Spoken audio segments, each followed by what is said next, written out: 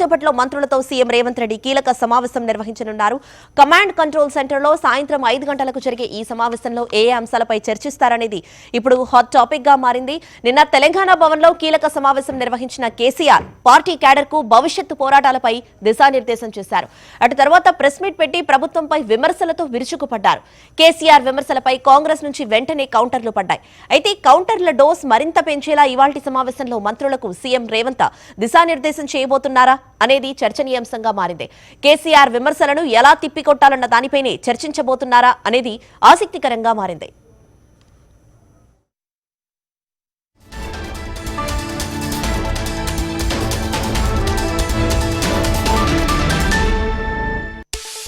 పాలమూరు రంగారెడ్డి ఎత్తిపోతల పథకంపై తెలంగాణలో రాజకీయ రచ్చ నడుస్తోంది. నిన్న కేసీఆర్ చేసిన వ్యాఖ్యలపై సీఎం రేవంత్ కూడా ఘాటుగానే రియాక్ట్ అయ్యారు. కృష్ణా గోదావరి జలాలపై అసెంబ్లీ వేదికగా ఫేస్ టు ఫేస్ చర్చించుకుందాం రావాలని ఇప్పటికే సవాల్ విసిరారు. కేసీఆర్ వస్తానంటే జనవరి 2న అసెంబ్లీ సమావేశం పెడతామన్నారు. నీళ్లు నిజాల పేరుతో అసెంబ్లీ సాక్షిగా చర్చకు రావాలని కేసీఆర్ కు సవాల్ విసిరారు సీఎం రేవంత్. ఈ నేపథ్యంలో ఇవాల్టి సమావేశంలో కూడా ఇదే అంశంపై చర్చించే అవకాశం కనిపిస్తోంది. కృష్ణా గోదావరి పంచాయతీలపై 2 రోజుల పాటు అసెంబ్లీ సమావేశాలు నిర్వహించాలని యోచిస్తున్న నేపథ్యంలో ఈ సమావేశాల నిర్వహణపై మంత్రులతో చర్చిస్తున్నట్లు తెలుస్తోంది. అలాగే బీఆర్ఎస్ విమర్శలను తిప్పికొట్టేలా మంత్రులకు దిశానిర్దేశం చేయబోతున్నట్టు సమాచారం. అయితే ఇదే సమావేశంలో హిల్ట్ పాలసీతో పాటు గ్లోబల్ సమిట్ అంశాలపైన చర్చించనున్నట్లు సమాచారం. వీటితో పాటుగా స్థానిక సంస్థల ఎన్నికలపైన చర్చ జరగనుంది.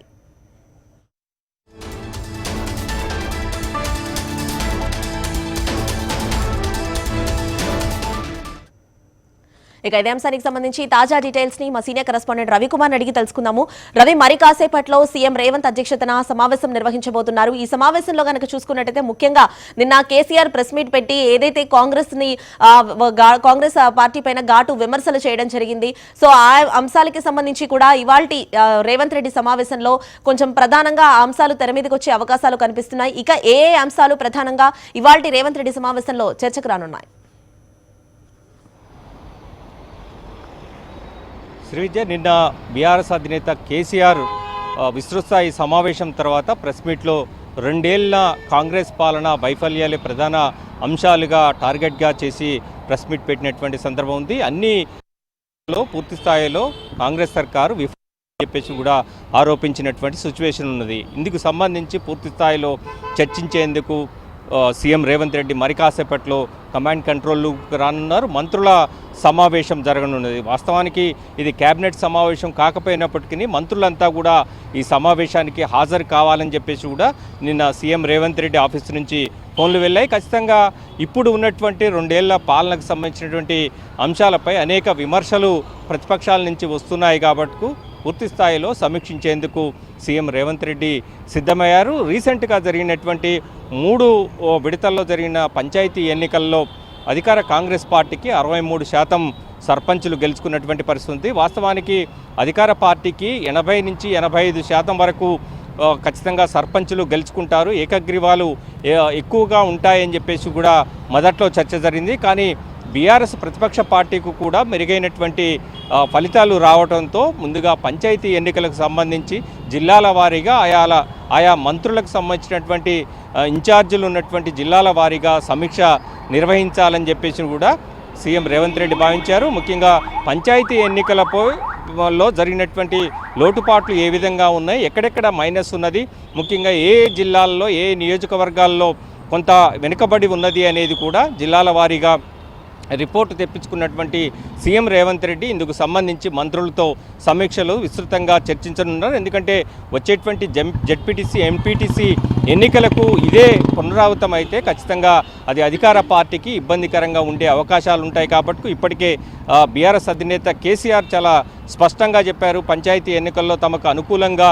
ప్రజలు తీర్పు ఇచ్చారు, ఖచ్చితంగా రాబోయే రోజుల్లో ఇదే పునరావృతం అవుతుంది అని చెప్పేసి కూడా పదే బీఆర్ఎస్ అధినేత చెప్పారు. కాబట్టి అధికార కాంగ్రెస్ పార్టీ ఖచ్చితంగా అలర్ట్ అయిందనే చెప్పాలి. సర్కారు ఇప్పటి నుంచే ఇందుకు సంబంధించినటువంటి ఏవైతే ల్యాక్స్ ఉన్నాయో వాటన్నిటిని కూడా సరిదిద్దుకొని ముందుకు పోవాలని చెప్పేసి కూడా సీఎం రేవంత్ రెడ్డి భావించారు. కాబట్టి మంత్రులకు సంబంధించినటువంటి సమీక్షలో ముఖ్యంగా పంచాయతీ ఎన్నికలకు సంబంధించినటువంటి రిజల్ట్పై చర్చించనున్నారు. ఆ తర్వాత జెడ్పీటీసీ ఎంపీటీసీ ఎన్నికలు నిర్వహించాలని చెప్పేసి కూడా డిసైడ్ అయ్యారు. కాబట్టి అసెంబ్లీ సమావేశాలు నిర్వహించాలని చెప్పేసి కూడా తీసుకున్నారు. ముఖ్యంగా 42% రిజర్వేషన్లకు సంబంధించి అన్ని ప్రయత్నాలు చేసినా కానీ చట్టబద్ధత కల్పించే పరిస్థితి లేదు. స్థానిక సంస్థల ఎన్నికలు వెంటనే నిర్వహించాలని చెప్పేసి కూడా పదే పదే కోర్టులు చెప్తున్నటువంటి నేపథ్యంలో ఖచ్చితంగా 42% పార్టీల పరంగా ఇచ్చి ముందుకు వెళ్ళాలి. మిగతా పార్టీలను కూడా 42% రిజర్వేషన్లు ఇచ్చేలా అసెంబ్లీలో చర్చ చేపట్టి పూర్తి స్థాయిలో ఇందుకు ముందుకు వెళ్ళాలని చెప్పేసి కూడా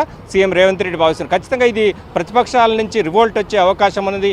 ఎందుకంటే ఎన్నికల మేనిఫెస్టోలో ఇచ్చి చట్టబద్ధత కల్పించి తాము ఎన్నికలు నిర్వహిస్తామని చెప్పేసి కూడా కాంగ్రెస్ ఎన్నికల మేనిఫెస్టోలో చెప్పి అధికారంలోకి వచ్చింది.